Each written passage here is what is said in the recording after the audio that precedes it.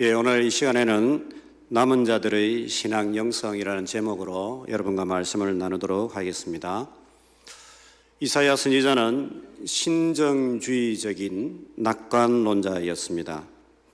신정주의적인 낙관론자, 이 말이 무슨 말이냐면 현실은 어렵지만 하나님을 믿는 믿음 안에서 긍정적이고 낙관적인 세계관, 신앙관을 가진 그러한 인물이었다라는 것입니다.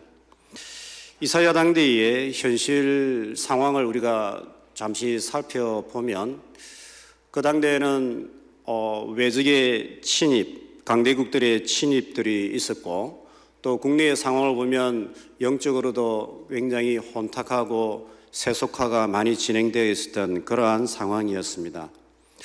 그럼에도 이사야 선지자는 하나님을 믿는 믿음 안에서 긍정적이고 낙관적이고 하나님의 백성들이 장차 누리게 될 새 창조와 축복을 말씀하게 되는데, 먼저는 장차 우리 가운데에 참된 왕, 메시아, 구원자가 임할 것이다.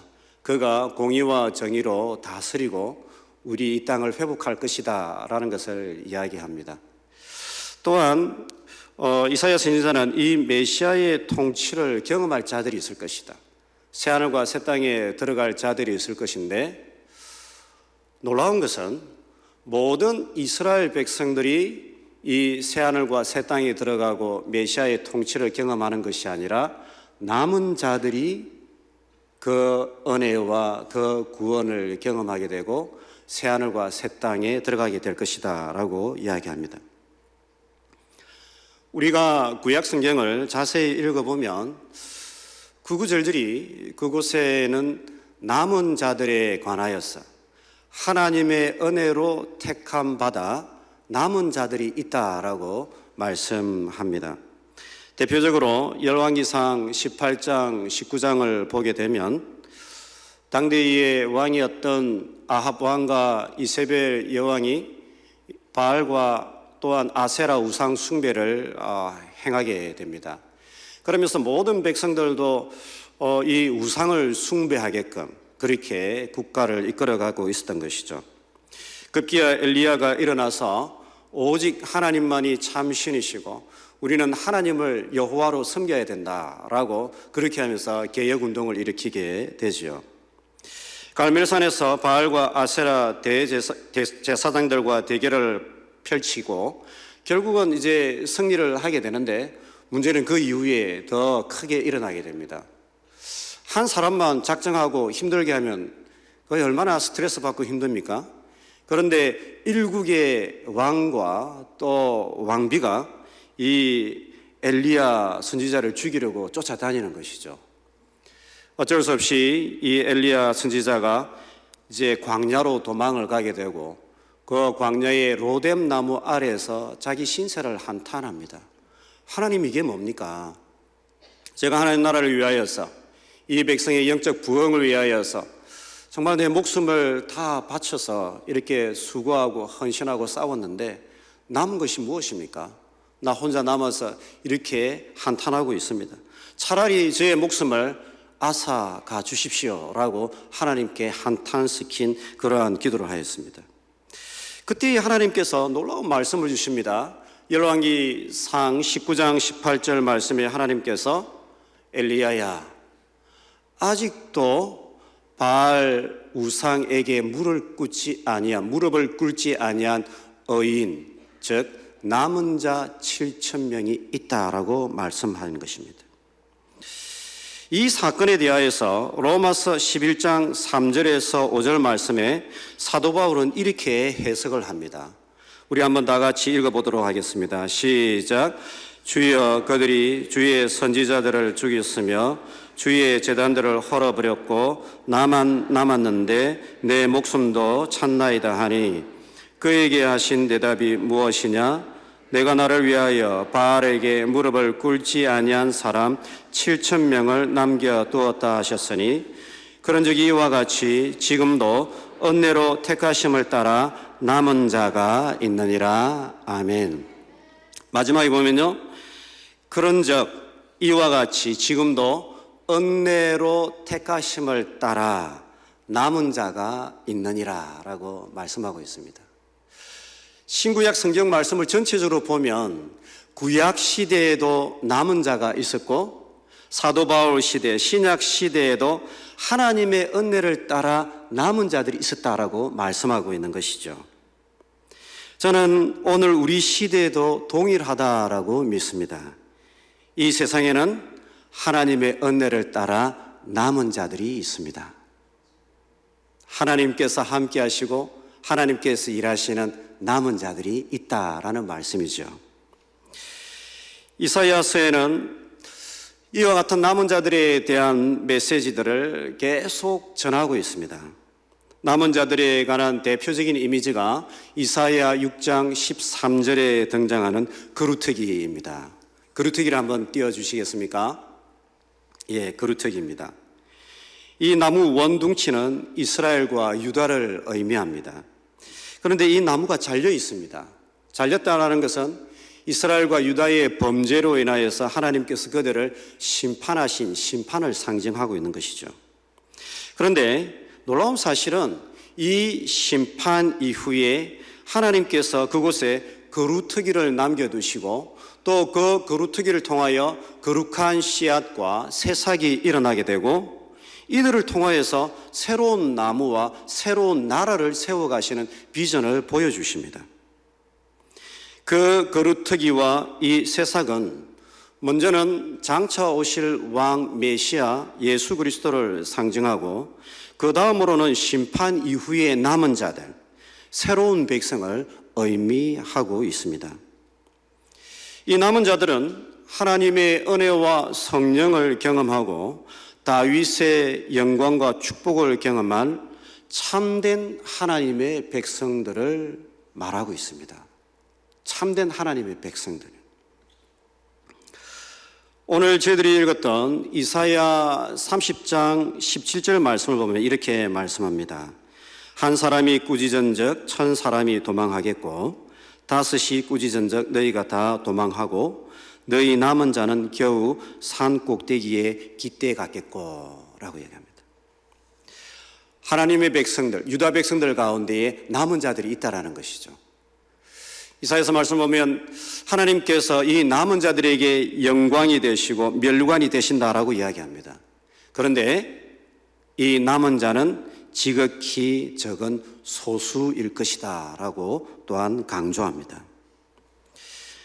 이사야서는 1장에서 39장에 이 남은 자에 대하여서 조금 미미하게 이렇게 말씀을 다루고 있고 진행하지만은 이사야 40에서 66장을 가면 이 남은 자들, 이 하나님의 종들을 통하여서요, 하나님께서 그들에게 성령을 부어주시고 또한 무너졌던 곳들을 재건하고 일으키시고 새 이스라엘을 건설하고 궁극적으로 새 하늘과 새 땅에 이 남은 자들이 들어갈 것이다 라고 말씀을 외치고 있습니다.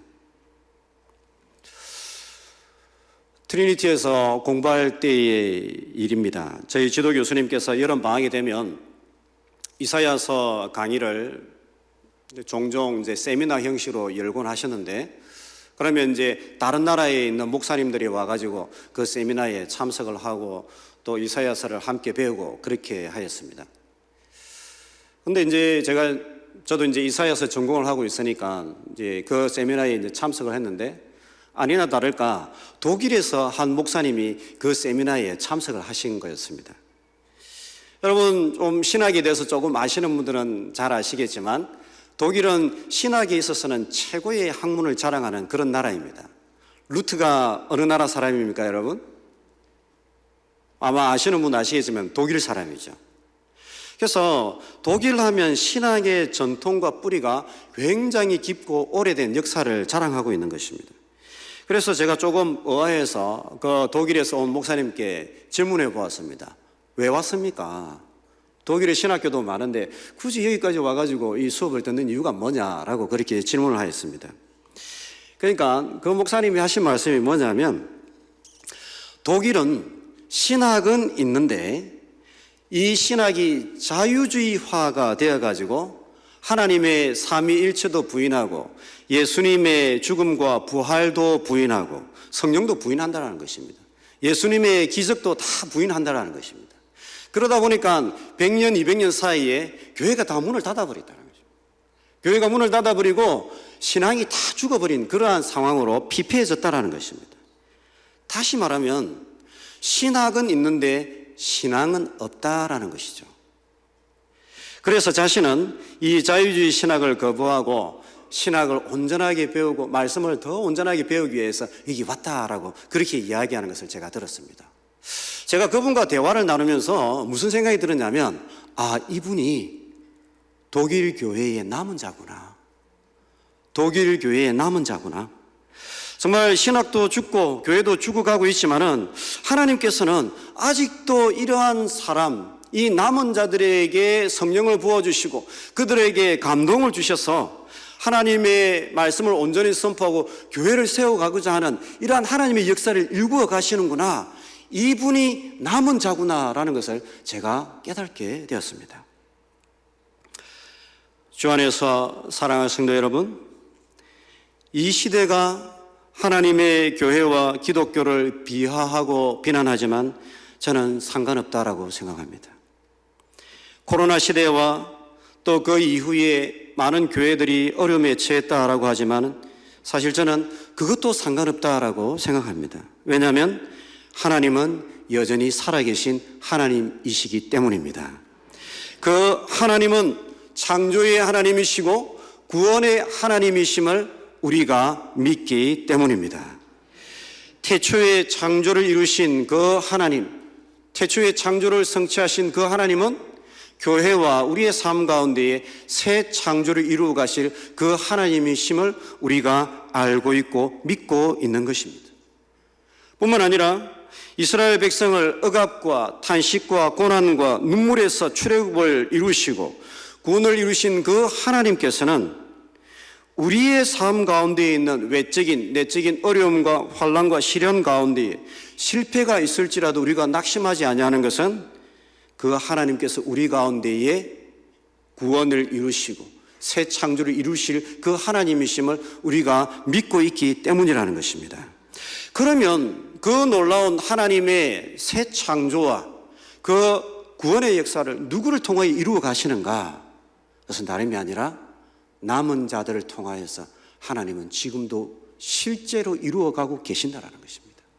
실제로 마음의 감동을 주시고 성령의 기름 부으심을 허락하시고 하나님 나라를 위하여서 교회를 위하여서 뛰고자 하고 마음의 역사를 일구어 가고자 하는 그러한 남은 자들을 하나님께서는 세우셔서 주의 역사를, 새 창조의 역사를, 구원의 역사를 일구어 가신다라는 것입니다. 저는 사직동 교회의 모든 성도님들이 그 남은 자들이 되시기를 주님의 이름으로 축복합니다. 그렇다면 중요한 질문이 여기서 떠오르는 것을 우리는 보게 됩니다. 과연 어떤 자들이 남은 자인가라는 것이죠. 과연 어떤 자들이 남은 자이고 그 남은 자들은 어떤 영적인 또 신앙적인 자질과 특성을 가지고 있는가라는 것입니다. 뿐만 아니라 우리는 그런 남은 자의 어떤 신앙과 영성을 가진 자인가라는 것을 우리가 돌아볼 수 있는 것입니다. 크게 오늘 본문 이사야 30장 15절 그리고 그 이후의 말씀은 남은 자에 관하여 두 가지 영성을 강조하고 있습니다. 두 가지 영성을 강조합니다. 이 남은 자들의 영성을 살피면서 우리의 영성과 신앙의 여정을 한번 되돌아보는 그러한 시간을 가지도록 하겠습니다.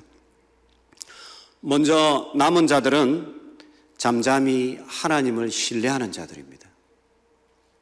잠잠히 하나님을 신뢰하고 그렇기 때문에 구원을 얻는 자들, 그들이 남은 자들이다라고 말씀합니다.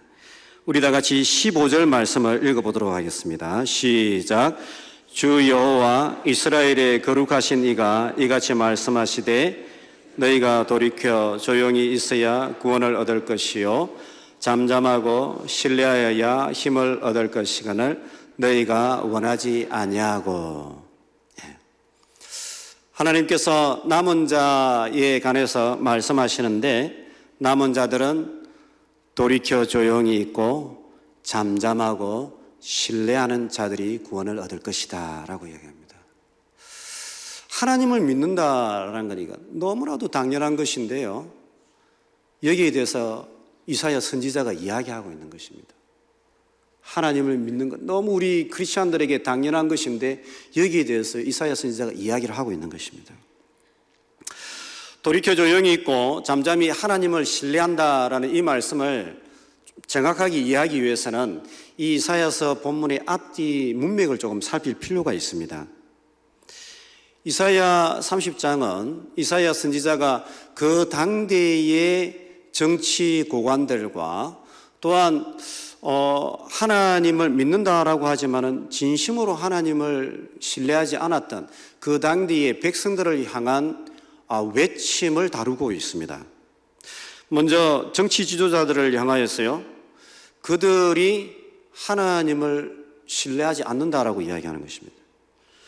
당대의 정치 지도자들이 이집트와 정치적인 군사적인 협약을 맺게 되는데 문제는 뭐냐면 그들이 하나님께 묻지 않고 기도하지 않고 성령님의 인도하심을 받지 않고 현실과 타협하여서 정치적인 언약과 협약을 맺었다라는 것을 이사야 선지자가 질책하고 있습니다. 그 당시에 북쪽에서 초강대국이었던 아시리아가 점점 남침을 해 내려오고 있는 상황이었습니다. 점점 남침을 해서 내려오는데 그 위쪽에 있던 아람을 잡아먹고 그리고 이 북이스라엘을 잡아먹고 이제 드디어 남유다를 침공해서 잡아먹으려고 하고 있는 상황입니다. 그러다 보니까 이 유다의 정치 고관들이 어떻게 하느냐, 더 남쪽에 있던 또 다른 강대국이었던 에집트를 찾아갑니다. 에집트를 찾아가가지고 그들에게 도움을 청하고 또한 정치적인 군사적인 협약을 맺어서 그들을 의지하는 그런 모습을 보이는 것이죠. 그래서 실제로 주전 714년에서 712년에 이스라엘 백성들 남유다가 정치적인 동맹을 이집트와 맺게 되고 또한 반아시리아 투쟁을 이제 벌이게 됩니다. 반아시리아 투쟁을 벌이는데 이건 어떻게 보면 대단한 것입니다. 좋은 쪽으로 대단한 것이 아니라 부정적으로 엄청난 일을 저지른 것이죠. 이사야 선지자는 영적인 안목이 있는 사람입니다. 영적인 안목이 있기 때문에 이것이 어떻게 될 것인가 보이는 거예요. 그래서 이사야 20장을 보면 이사야 선지자가 이 에집트와의 동맹을 반대하기 위하여서 3년 동안이나 벗은 몸과 벗은 발로 허리만 가리고 이 예루살렘 시내를 걸어 다닙니다. 여러분 한번 상상해 보십시오. 여러분 보고 누가 이 교회 밖에 나가서 3년 동안 맨몸과 맨발로 허리만 가리고 그렇게 3년 동안 한번 다니라고 해보시면 여러분 다닐 수 있는 분 계십니까? 상식적으로 쉽지 않죠. 상식적으로 쉽지 않은데요, 이사야 선지자가 왜 그렇게 하느냐면 너무너무 분명한 하나님의 말씀이기 때문에.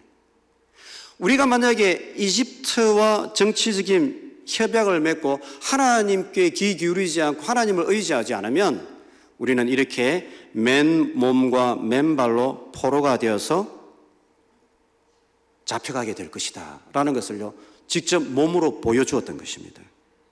그런데 놀라운 사실은 그 당대의 정치 지도자들이 이 이사야의 외침을 그리고 하나님의 말씀을 받지 않았습니다. 아울러서 오늘 본문 30장 9절에서 10절 말씀을 보면 정치 지도자들과 마찬가지로 일반 백성들도 하나님의 말씀을 듣지 않았습니다. 여러분 말씀을 쭉 보시면요, 아시리아가 침략하게 내려올 적에요, 이 일반 백성들도 여기저기 찾아다니면서 우리가 어떻게 해야 되는가 이런저런 이야기를 나누고 소문을 퍼뜨리고 그렇게 분주하게 돌아다니고 그렇게 살았던 것입니다. 선지자가 하나님께서 도우시리라, 하나님을 의지하자라고 그렇게 이야기할 때요, 그들은 듣지 않았고 한 걸음 더 나아가서 선지자를 향하여서 그런 말 외치지 말라라고 그 선포를 거부하며 가로막았던 것입니다. 결국 정치 고관들과 그리고 일반 백성들에 이르기까지 실상은 하나님의 백성이라 하지만은 실상은 그들의 삶 가운데에 하나님이 없었다라는 것을 이사야 선지자는 말하고 있는 거예요. 이러한 사람들의 배경으로 이사야 선지자는 이들이 하나님의 백성이 아니다, 이들이 하나님 나라의 구원을 경험할 것이 아니라 남은 자들이 있다라고 이야기합니다. 이런 이스라엘 백성들을 배경으로 하여서 15절 말씀은 이제 이렇게 이야기하고 있습니다. 너희가 돌이켜 조용히 있어야 구원을 얻을 것이요 잠잠하고 신뢰하여야 힘을 얻을 것이거늘 이야기합니다. 여러분, 여기서 조용히 있는다라는 이 말씀은 단순히 가만히 있는다, 조용히 한다라는 그런 말씀이 아닙니다.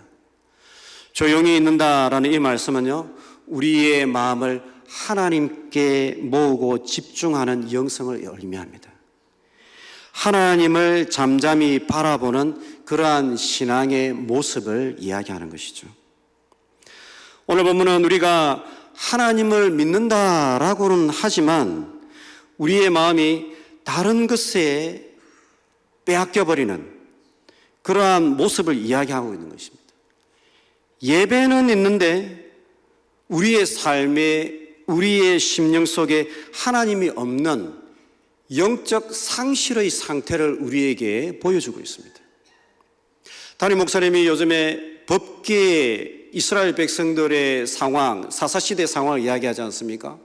이스라엘 백성들 속에 법계는 있는데 하나님이 없는 거예요.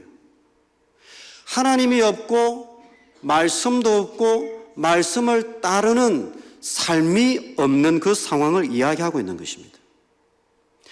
너무 분주하거나 너무 큰 근심이 있거나 또는 우리의 삶에 생각이 너무 많거나 또는 어떤 계획이나 욕심이 너무 클 적에 그것으로 인하여서요, 우리의 마음이 뺏겨버리는 거예요. 우리의 마음이 뺏겨버리는 것입니다. 하나님을 잊어버리는 것입니다.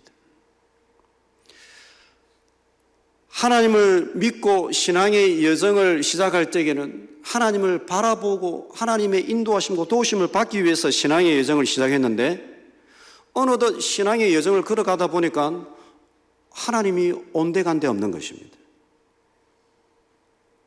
우리의 삶 속에, 우리의 신앙의 여정 속에 온갖 다른 것들이, 분쟁이 가득 차 있는 것을 보게 되는 것입니다. 이것이 이스라엘의 남유다의 실상이었던 것입니다. 그런데 돌이킨다라는 것은 그 마음을 빼앗는 것에서요, 우리의 마음을 돌이킨다라는 것입니다. 그리고 하나님께 집중하는, 하나님을 바라보는 그러한 영성을 의미하는 것입니다. 하나님을 바라보고 하나님을 향하여 우리의 마음을 모으고 하나님을 의지하고 하나님을 사모하고 하나님께서 일하실 것을 기대하는 그러한 삶, 그러한 신앙의 여정을 걸어가는 자들이 남은 자들이다. 참된 신앙의 여정을 걸어가는 자들이다. 평탄할 때가 아니라 위기와 어려움이 있을 때라도 마음을 빼앗기는 것이 아니라 하나님께 마음을 모으고 집중할 수 있는 그런 신앙인의 모습이 남은 자의 신앙의 모습이다라고 이야기하고 있습니다. 또한 한 걸음 더 나아가서 마음을 빼앗기는 거기에서 돌이켜서 이제 남은 자들은 잠잠히 하나님을 신뢰하는 모습으로 그러한 신앙의 여정을 걸어가는 것을 강조하고 있는 것입니다. 하나님을 신뢰한다, 즉 하나님을 믿는다라는 것이죠. 여러분, 하나님을 믿는다라는 것이죠. 여러분, 하나님을 믿는다라는 것을 또 다른 표현으로 하면, 또 다르게 해석해 보면 어떤 의미가 될까요? 어떤 의미가 되겠습니까? 하나님을 믿는다, 하나님을 신뢰한다. 이건 무슨 말일까요? 다르게 표현하면요, 하나님을 의지한다라는 뜻입니다. 삶의 크고 작은 어려움과 위기와 고난이 있을 적에, 어떤 결정을 내려야 될지 갈팡질팡할 적에 하나님을 의지하고 하나님의 말씀을 의지하고 기도와 성령님의 인도하심을 따르는 것을 의미하는 것입니다. 시편을 제가 곰곰이 읽어보면 다윗이 괴롭고 힘들고 또 정치적인 정적이 있고 삶이 위급할 적에요, 계속해서 반복해서 등장하는 단어가 있는데, 표현이 있는데, 그게 뭐냐면 하나님을 의지한다라는 표현입니다.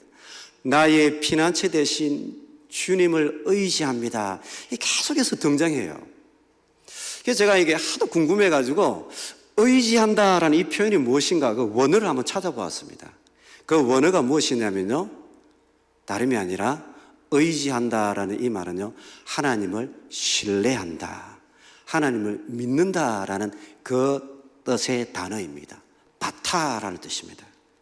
다시 말해서 하나님을 신뢰한다라는 이것, 하나님을 신뢰한다라는 것은 우리의 삶에 크고 작은 어려움과 크고 작은 일들이 있을 적에 하나님께서 도우시고 하나님께서 인도하시고 하나님께서 일하실 것을 믿고 그 하나님을 의지하는 신앙을 의미한다라는 것이죠.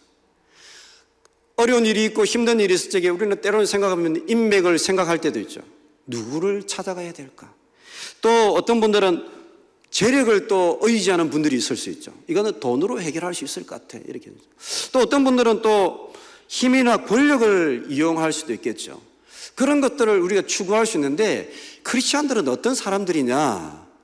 다름이 아니라 이 크고 작은 어려움들이 있을 적에, 갈등의 순간에 어떤 결정을 내려야 될지 고민이 될 적에 하나님을 의지하는 자들이다. 말씀을 의지하는 자들이다. 하나님의 성령의 감동을 받아서 나아가는 자들이 하나님을 신뢰하고 하나님을 의지하는 자들이다. 이들이 남은 자들이다라는 것입니다. 이사야 선지자는 정교하게 잘 짜여진 그러한 문장을 통하여서 외적인 큰 어려움과 위기의 상황 속에서 여기저기 여기저기 도움을 추구하기 위해서 막 분주하게 움직이고 또 이런 이야기 저런 이야기 소문을 퍼뜨리는 그런 자가 아니라 뿌리 깊은 믿음, 뿌리 깊은 영성으로 흔들리지 않고 견고히 하나님을 신뢰하는 자가 남은 자다라고 말씀하고 있습니다. 두 번째로 어떤 자가 남은 자들인가? 어떤 자가 남은 자들인가? 남은 자들의 두 번째 영적 자질은 여호와를 기다리는 삶을 사는 자들입니다. 여호와를 기다리는 삶을 사는 자들입니다. 우리 한국 분들이 조금 힘들어하는 게 있습니다. 우리 한국 분들은 좀 빨리빨리 해요. 빨리빨리. 그렇기 때문에 좀 기다리는 것을 굉장히 힘들어합니다. 코로나 시절에 보면 엘리베이터에 이 버튼 눌리는 거 보면 필름이 붙어 있습니다. 필름이 붙어 있는데 유독 아파트마다 찢어진 곳이 있습니다. 기다리는 것이 힘들어가지고 빨리 버튼을 눌러가지고 문을 닫아야 돼요. 그래서 우리는 빨리빨리 하는 그런 문화가 있습니다. 그런데 이사야 선지자는 남은 자들의 참된 경건의 요소로서 기다림을 이야기합니다. 하나님을 기다리고 또 하나님의 일하심을 기다릴 수 있는 그런 영성. 기다림은 이사야가 말하는 남은 자들의 아주 핵심적인 그러한 영성을 의미한다라고 말할 수 있습니다. 여호와를 신뢰하는 그 신앙의 모습과 함께 여호와를 기다리는 것, 이것은 핵심적인 신앙의 요소입니다. 우리 다 같이 18절 말씀을 읽어보도록 하겠습니다. 시작. 그러나 여호와께서 기다리시나니 이는 너희에게 은혜를 베풀려 하심이요 일어나시리니 이는 너희를 긍휼히 여기려 하심이라. 대저 여호와는 정의의 하나님이심이라. 그를 기다리는 자마다 복이 있도다. 아멘. 그를 기다리는 자마다 복이 있도다. 아멘. 얼마나 귀한 말씀인지 모릅니다. 정말 대단한 말씀입니다. 그를 기다리는 자마다 복이 있다. 여호와를 기다린다라는 이 기다림은 히브리 동사로 하카인데, 이 의미는 조금 더 이제 발전해서 보면 기다린다에서 인내한다, 바라본다, 닮아간다라는 그런 의미를 내포하고 있습니다. 기다리면서 바라보면서 닮아가는 그러한 영성을 의미하는 것이죠. 특이한 점은 이 동사는 한 번 기다린다라는 그런 의미로 사용되지 않고 분사 형태로 사용해서 지속적으로 잠잠히 기다리는 그러한 영성, 그 기다림을 통하여서 하나님과 영적 친밀함을 누리고 하나님과 동행하는 삶을 의미한다라고 그렇게 볼 수가 있습니다. 우리는 여기서 한번 질문해 보아야 합니다. 뭐냐 하면, 왜 굳이 기다림인가? 우리가 보편적으로 여호와를 예배하는 자는 복이 있도다라고 그렇게 이야기할 수 있습니다. 또 신구약 성경은 예배를 강조하기 때문에 여호와를 예배하는 자가 복이 있도다라고 말할 수 있는데, 그렇게 말하지 않고 여호와를 기다리는 자가 복이 있다라고 말씀하고 있는 것이죠. 이사야서는 여호와를 기다리는 신앙에 대해서 종종 이야기하고 있는데, 그 이유는 그들이 포로의 상황이거나 또 삶의 현실이 어려운 가운데 있었기 때문에 공적인 예배를 드리지 못한 상황 속에 있었던 때가 종종 있었습니다. 공적인 예배를 드리지 못하는 경우가 있었다는 것이죠. 그렇기 때문에 그들은 예배는 참여하지 못하지만 삶 속에서 하나님을 바라보고 또한 하나님을 기다리고 기대하면서 하나님과 동행하는 그러한 삶을 살아가야 했던 것입니다. 그렇기 때문에 하나님을 기다린다라는 이 말씀은 삶의 현장 속에서 하나님을 기억하고 하나님을 기다리며 하나님과 동행하는 삶의 예배를 의미한다라고 말씀드릴 수가 있습니다. 삶의 예배. 대표적으로 우리가 병원에 누워 있다라고 한번 생각해 봅시다. 병원에 누워 있는 분들은 예배를 참여하지 못할 수 있죠. 그렇지만 그 병실에 누워서 주일 예배를 기억하고 하나님께서 회복하여 주시고 건강을 주실 것을 기대하고 기다리면서 그 속에서 하나님을 부르짖고 하나님을 바라보고 하나님을 찾을 수 있는 것입니다. 뿐만 아니라 북한에 있는 우리 동포들 예배를 드릴 수가 있습니까? 쉽지 않죠. 이불을 덮어 쓰고요, 성경을 읽으면서 기도하면서요, 하나님을 바라보고 하나님을 기다리면서요, 하나님께서 해방과 그리고 예배의 자유를 주실 것을 기다리면서요, 하나님께 부르짖고 하나님을 바라보면서 하나님과 동행하는 그러한 삶을 살아가는 것입니다. 그렇게 남은 자들은 이러한 기다림을 통하여서 하나님과 영적 친밀함을 누릴 수 있고 또한 성령의 감동을 받으며 하나님과 동행하는 삶을 살아가게 되는 것입니다. 이들이 남은 자들이다라는 것이죠. 또한 기다린다라는 것은 우리의 삶 속에 무엇이 소중한 것인지를 아는 것입니다. 여러분, 어릴 적에 성탄절이 되기 전에 산타클로즈가 선물 줄 것을 기대하고 기다려 본 적이 있으십니까? 저는 종종 기다린 적이 있습니다. 부모님 또는 산타클로즈 아니면 예수님께서 뭔가 주실 것이다라고 기다려 본 적이 있었던 그런 기억이 종종 있습니다. 여러분, 기다린다라는 것은요, 어떤 소중한 것의 가치를 알고, 그렇지만 그것이 우리 가운데 아직 주어지지 않았을 때에 우리는 그것을 기다리는 것이죠. 그렇게 기다릴 때에 우리는 막상 소중한 것을 발견하고 그 소중한 것이 우리에게 다가왔을 적에 그것을 놓치지 않고 붙잡을 수가 있습니다. 놓치지 않고 붙잡을 수 있는 것이죠. 그렇다면 우리 성도는, 우리 하나님의 백성들은, 남은 자들은 과연 우리의 삶 가운데 누구를 기다리는 자들인가? 무엇을 기다리는 자들인가? 그것은 다름이 아니라 남은 자들은 하나님을 기다리는 자들이다. 우리의 삶을 통하여. 우리가 우리의 삶을 통하여서 건강을 기다릴 수가 있고, 승진을 기다릴 수가 있고, 자녀가 잘 되는 것을 기다릴 수 있고, 많은 것을 우리는 이 땅을 살아가면서 기다릴 수가 있습니다. 그렇지만 하나님의 백성들에게 있어서 가장 중요한 기다림의 대상은 누구냐? 하나님 아버지시라는 것입니다. 우리 주님 예수 그리스도시라는 것입니다. 성령님께서 우리 가운데 늘 함께 하시도록 그 하나님을 기다리는 삶, 천국에서 하나님을 만날 것이지만은 이 땅을 살아가면서 그 하나님을 바라보고 하나님을 기다리고 하나님을 기대하면서 우리 주님을 기대하고 기다리면서 그 주님과 동행하는 이 삶을 살아가는 자들이 남은 자들이라는 것입니다. 뿐만 아니라 하나님께서 우리의 삶의 현실에, 어려움에, 문제에, 또한 우리가 소망하는 것에 개입하셔서 하나님께서 이루어 주실 것을 기대하고 기다리는 영성이 남은 자들의 신앙이다라는 것을 이야기합니다. 비록 다른 히브리를 사용하고 있지만은 이사야 40장 31절 말씀도 여호와를 기다리는 신앙에 대해서 이야기하고 있습니다. 너무너무 잘 아는 말씀이죠. 우리 다 같이 한번 읽어보도록 하겠습니다. 시작. 오직 여호와를 앙망하는 자는 새 힘을 얻으리니 독수리가 날개치며 올라감 같을 것이요 다른 박질하여도 곤비하지 아니하겠고 걸어가도 피곤하지 아니하리로다. 아멘.